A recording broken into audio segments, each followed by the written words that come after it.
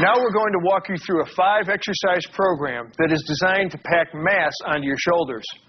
We're going to begin with the seated military press, 4 sets of 12, then 10, then 8, then 6 reps each. Pyramiding the weight up as the number of reps come down. Second, we'll show you how to maximize the seated dumbbell press, where you'll start heavy and pyramid down each of 3 sets, raising your reps from 6 to 8 to 10. Third, we'll demonstrate the front dumbbell raise, 2 sets of 10 at the same weight. Fourth, we'll do another raise, the dumbbell lateral raise, 3 sets of 8, 8, then 10, starting with a heavy dumbbell the first 2 times through and dropping the weight for the 3rd set. Finally, we'll finish with the bent-over dumbbell raise. Again, 3 sets of 8, 8, and 10, heavy on the first 2 sets and lighter on the 3rd. Let's do it.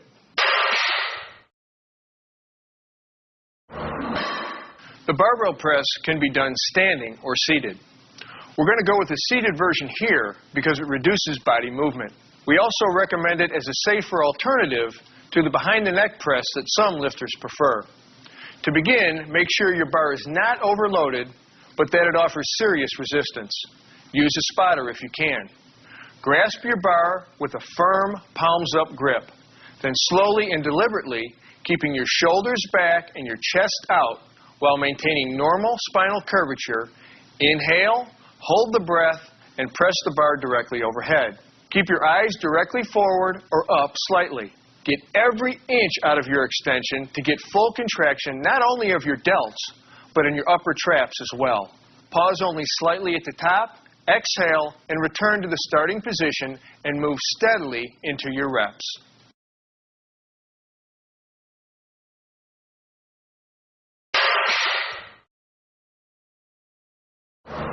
Again, one of the great advantages of the seated press is that you automatically reduce the momentum that you can sometimes get during the standing press.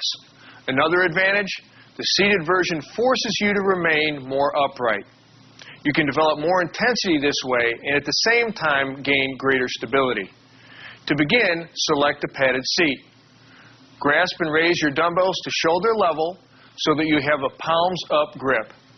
Importantly, make sure your thumb is wrapped around the bar. This thumb placement could mean the difference between safety and serious injury if you fatigue or lose control of the dumbbells. Now, slowly and deliberately, avoiding any jerking or swinging motions, keeping your shoulders back and your chest out while maintaining normal spinal curvature, inhale, hold the breath, and press the dumbbells directly overhead. Keep your eyes directly forward or up slightly. Get every inch out of your extension to get full contraction not only in your delts, but in your upper traps as well. A couple of tips. Remember, unlike the standing overhead press, you're not using your legs as shock absorbers, so be cautious about overdoing the weight. Wearing a belt can further help stabilize your spine. Keep your torso steady throughout, keep your abs tight, and move through your reps with a smooth, firm motion and total concentration.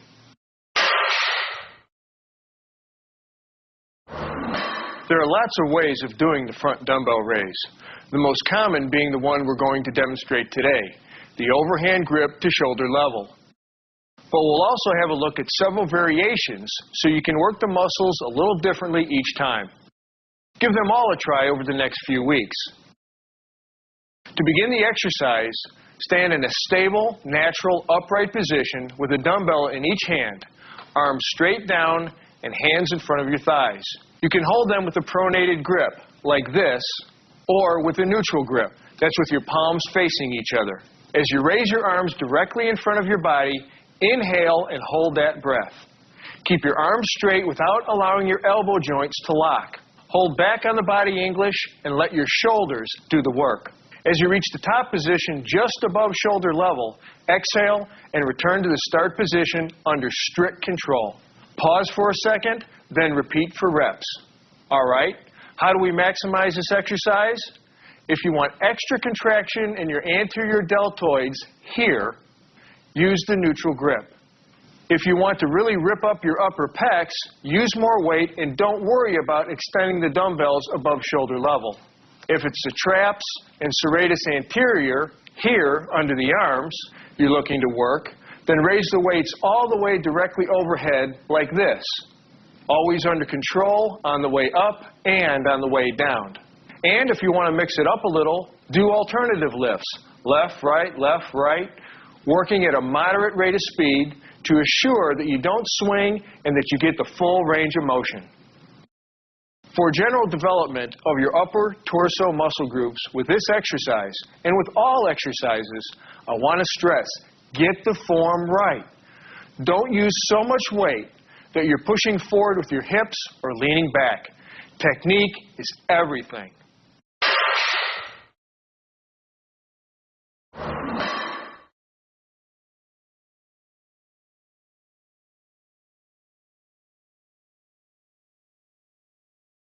For the dumbbell lateral raise, grasp your dumbbells with a palms down grip and start with them by your sides.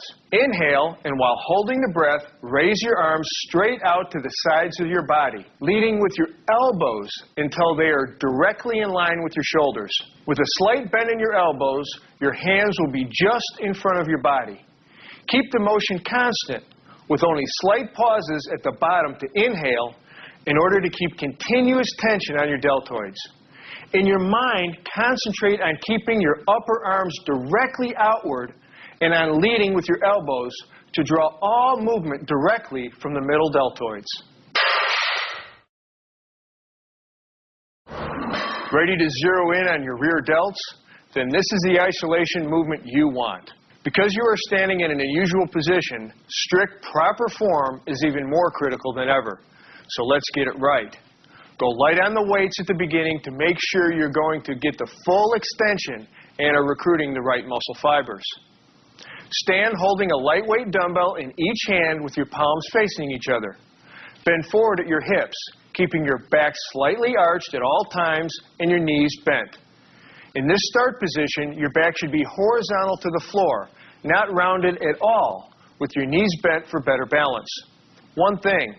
If you find holding this position tough on the back of your hamstrings or on your lower back, then lie face down on a high bench or reversed on an inclined bench with your arms fully extended down and proceed just as you would standing. Okay, now that you're in a stable position with your arms hanging down perpendicular to your torso, inhale, hold your breath, and raise your straight arms out to each side and upward as high as possible. Exhale as you return your arms to the initial position. Pause for a moment, then repeat into reps. See how he's keeping his arms in line with his shoulders? That's perfect. And you can keep a slight bend in your elbows, as long as your upper arms stay in line with your shoulders.